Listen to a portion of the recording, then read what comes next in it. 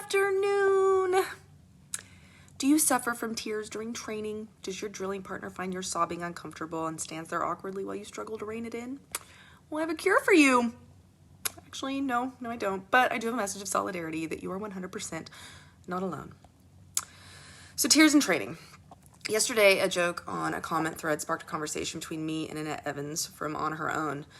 She'd commented about tearing up during a ShivWorks course, and I wrote back and I said, well, don't worry, because I'm headed to an ECQC as we speak, and I will be sure to dump on the waterworks as well.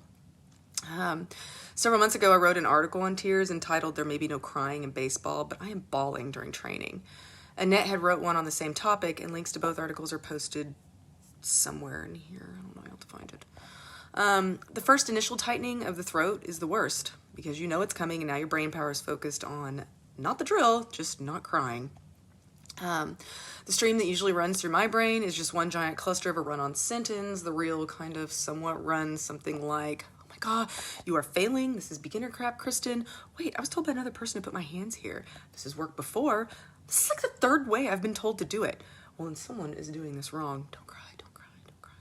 You better breathe or you're gonna cry. No, Kristen, the gloves, they do not absorb tears well. Oh gosh, is my nose running? The room is gonna think you can't hack it. Oh my gosh, maybe I can't hack it. Oh gosh, what if I can't hack it? This is gonna look bad for women everywhere if I lose it all over this kind of blubbering mess, because then it's gonna create this kid glove mentality and so on forth into the abyss of my mental breakdown. If it was pain-based, I wouldn't care about it as much. Honestly, pain is pretty much an okay thing for me to cry about. But for me, it's usually something minute and probably uncool that breaks me down emotionally, and it has me praying that the throat tightening is actually just an asthma attack. For instance, I have cried getting bested by a double in bag. I have cried while doing sprawls.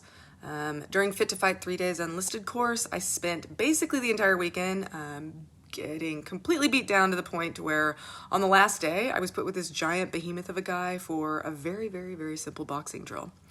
I'd done hard things all weekend. My thumb was broke.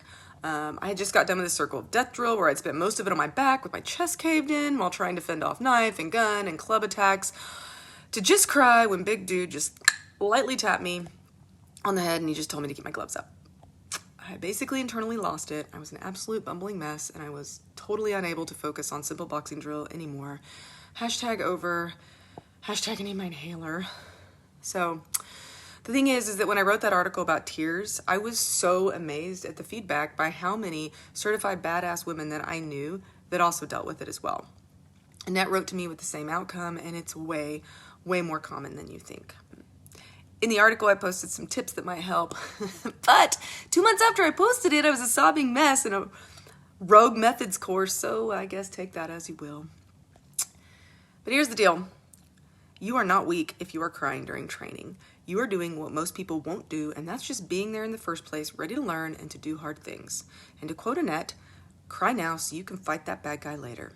So, I'm going to head over to Meade Hall Range here in Oklahoma City for ECQC, and for those in my class, incoming! The waterworks are likely going to roll!